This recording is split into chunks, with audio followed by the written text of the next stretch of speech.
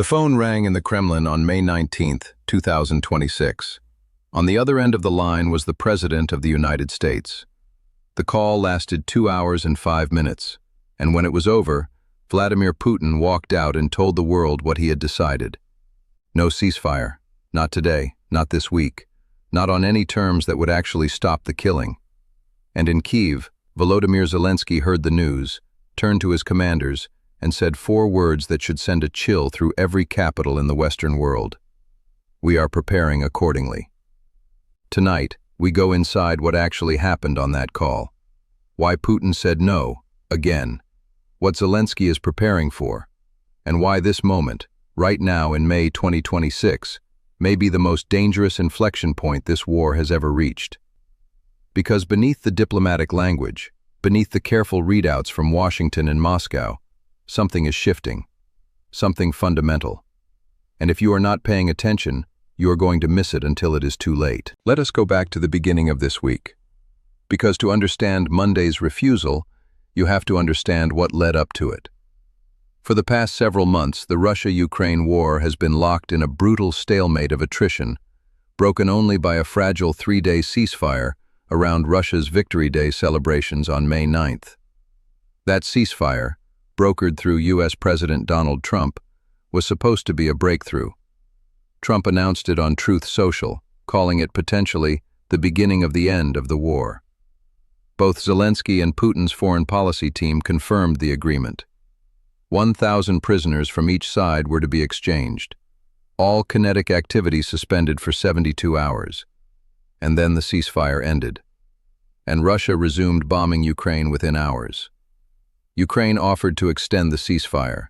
Moscow refused. Ukrainian Foreign Minister Andrei Sybiha confirmed it publicly. Kyiv had proposed extending the pause, and Russia said no. So when Trump picked up the phone and called Putin on May 19th, 2 hours and 5 minutes of direct conversation between the American president and the Russian leader, there was genuine reason to wonder whether this time might be different.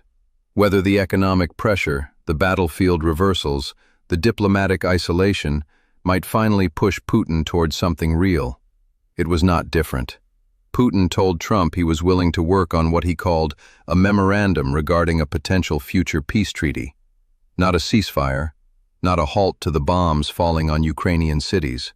A memorandum about a potential future peace. That might happen someday. Kremlin spokesman Dmitry Peskov called the conversation productive. He described Trump's position as neutral, and he said progress in the talks would soon bring the conflict to a close, while carefully adding that it was too early to provide specifics. That language, soon, without specifics, is the language of a stall. It is the language of a leader who has no intention of stopping, wrapped in just enough diplomatic coding to keep the pressure from escalating. And Zelensky saw through it immediately. Speaking to his team after the call, Ukraine's position was made explicit. Kyiv is still pushing for a full, unconditional ceasefire. The same demand Ukraine accepted in March when Trump first proposed it. The same demand Putin has refused, repeatedly, consistently, in call after call, meeting after meeting, round after round of negotiations. But here is what changed on May 19th. Here is the detail that makes this moment different from every previous refusal. Because when Putin said no this time, the context was different, the stakes were higher, and the consequences of continued refusal are now being calculated in ways they were not before. Let us look at the battlefield reality as of mid-May 2026, because the numbers tell a story that Putin's public statements absolutely do not. In the 4 weeks between April 14th and May 12th, 2026, Russian forces suffered a net loss of 45 square miles of Ukrainian territory, an area roughly twice the size of Manhattan Island. The previous month, Russia had gained just 1 square mile. In February, Ukraine recaptured more territory than it lost for the first time since 2024. In March, Russia recorded 0 net territorial gains, the first time in 2.5 years. And then there is the human cost. Russian military casualties have now exceeded 1 million, killed and wounded, according to estimates from highly informed former senior Western officials. Russian forces are losing somewhere between 940 and 980 soldiers every single day. At that rate, Russia has burned through personnel at a pace that has forced unprecedented measures inside the country. The governor of Ryazan Oblast signed a decree in May requiring companies with as few as 300 employees to nominate candidates for military service. Private businesses forced to deliver their workers to the front. This is not the picture of a country that is winning, and yet Russia launched more than 8,000 drones in the single month of March 2026, the highest monthly total since the full-scale invasion began. One night alone saw over 200 drone strikes. Ukraine's interception rate has climbed to nearly 90%, but the volume is staggering. Every drone is a message. Every wave of attack is Putin saying, "I will not stop. Not for Trump, not for Europe, not for anything." So why? Why keep fighting when the economic cost is accelerating, when the territorial gains have stalled and reversed, when 1 million of your soldiers are dead or broken? The answer is not military. The answer is political. And it is perhaps the most important thing to understand about this war. Putin cannot afford to end this war on terms the world would recognize as a Russian defeat. His entire domestic political architecture, the control he has built over 2 decades, the narrative of Russian civilizational strength, the suppression of every opposition voice, all of it rests on a single foundation. Russia does not lose. Russia cannot be humiliated. Russia is not weak. The moment that narrative collapses, everything else collapses with it. And Putin knows it. This is why he has repeatedly rejected ceasefire terms that would freeze the conflict along current front lines. Because current front lines would represent the outcome of 4 years of brutal war in which Russia, with all its military might, failed to destroy a country it said would fall in 72 hours. Freezing the war there is not a victory. It is a documented failure, preserved in geography forever. So Putin keeps fighting, keeps launching drones, keeps demanding terms that amount to Ukrainian surrender, withdrawal from 4 Ukrainian regions, formal abandonment of Crimea, prohibition on NATO membership, limits on Ukraine's military, knowing those terms will never be accepted, knowing the war will continue. Choosing the continuation of war over the political consequences of a peace that looks like defeat. And in doing so, he has made the calculation that the West will tire before Russia does. This is the bet. This is the entire Russian strategic logic of this war in 2026. Outlast, exhaust, wait for political will in Washington, Berlin, Paris, and London to fracture. Wait for the next election cycle, the next domestic crisis, the next budget debate to pull Western attention elsewhere. And it might have worked, except that something has changed.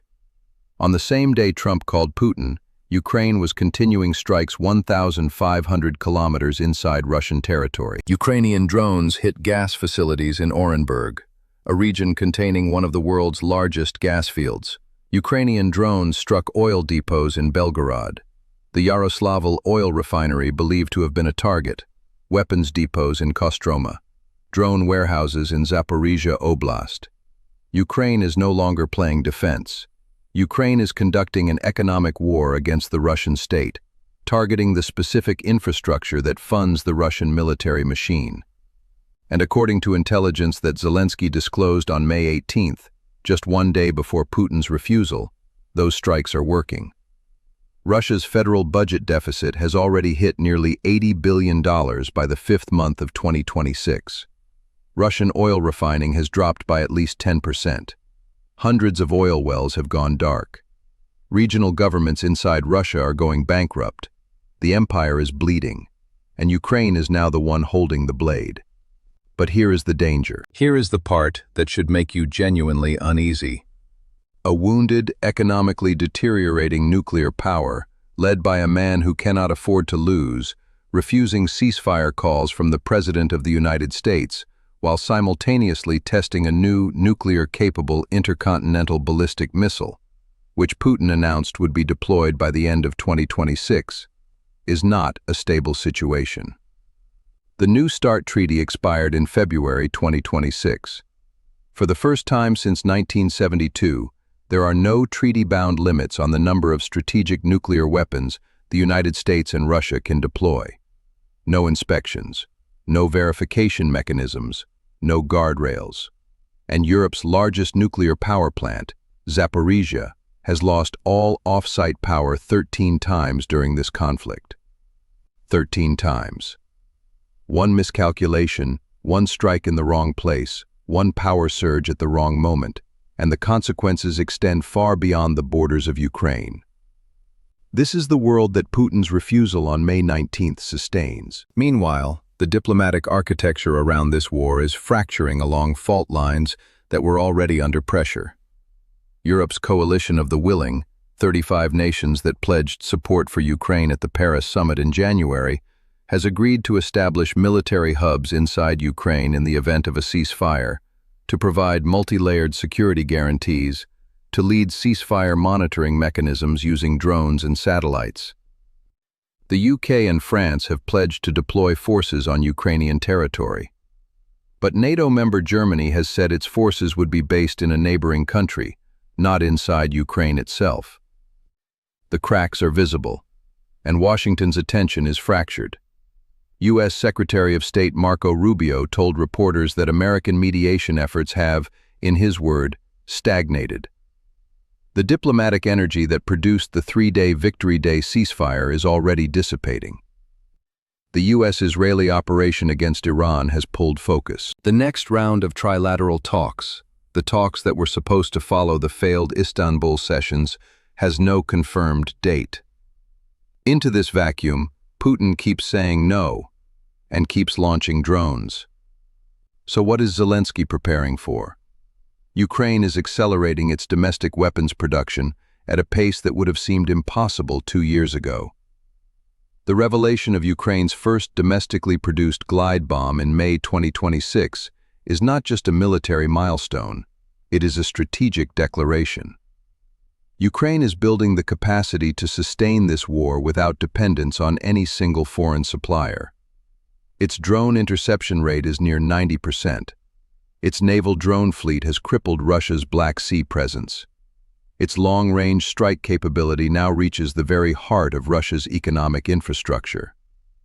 And Zelensky is playing the intelligence war with a sophistication that reflects 4 years of hard-won expertise. The release of Russia's internal economic documents, timed precisely to the week of Istanbul talks, the Trump-Putin call, and the public debate over sanctions, is not coincidental. It is a calculated operation designed to make one argument louder than any other.